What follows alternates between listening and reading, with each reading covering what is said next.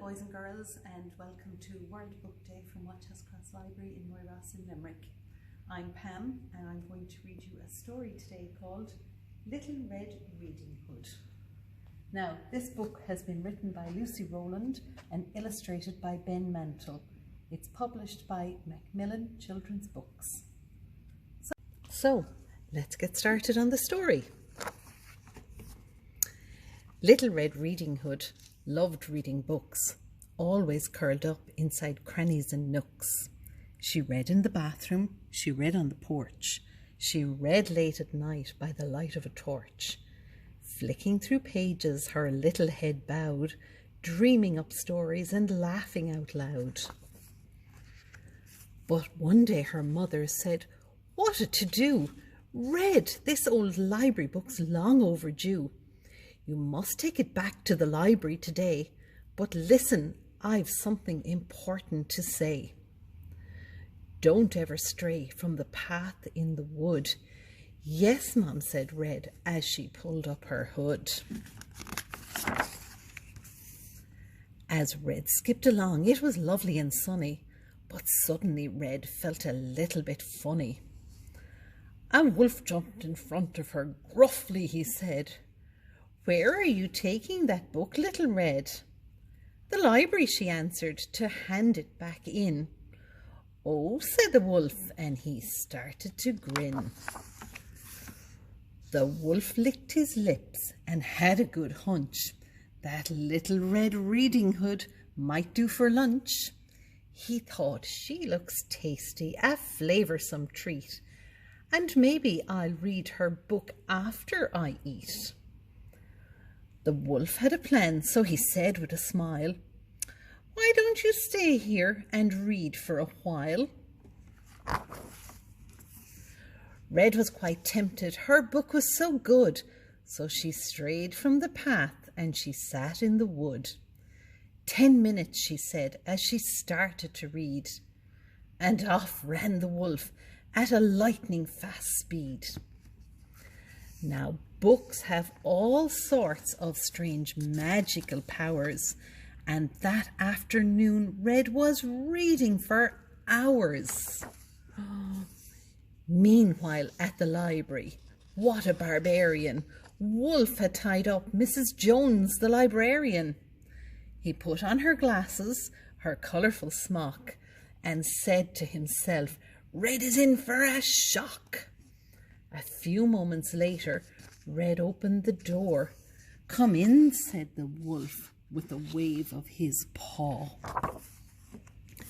Little Red Riding Hood put her book down and looked at the wolf with a bit of a frown.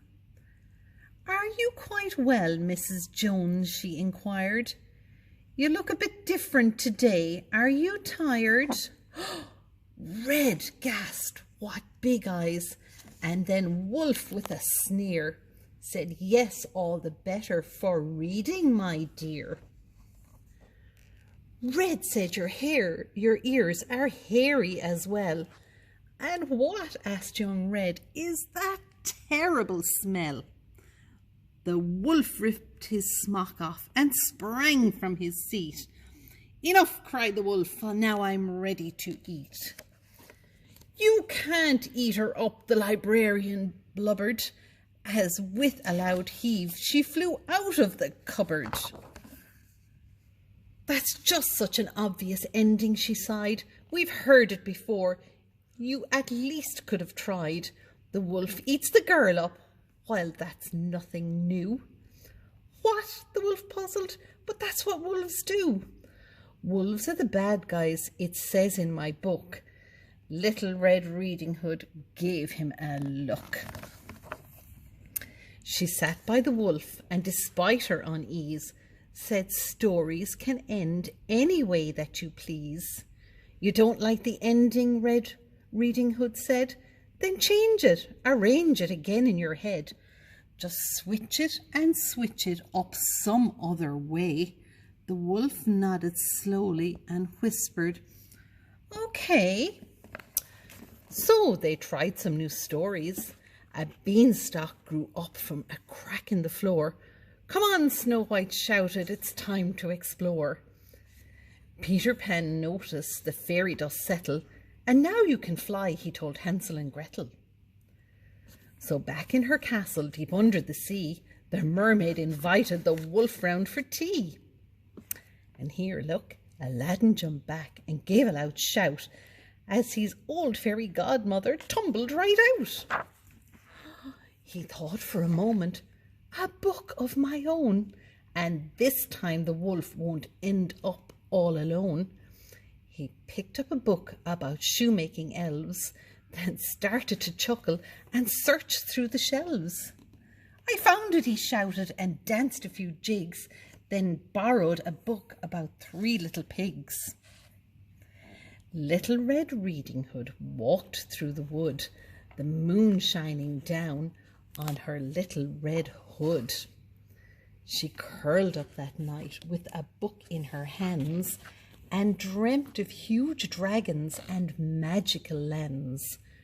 For whilst leaving footpaths should never be done, straying from stories is all sorts of fun. So now, isn't that a wonderful book about Little Red Riding Hood and stories? And you know, we can make up our own stories, we can write them, we can change the endings in them, because books are so much fun. So I hope you've enjoyed this one, and happy reading today for World Book Day.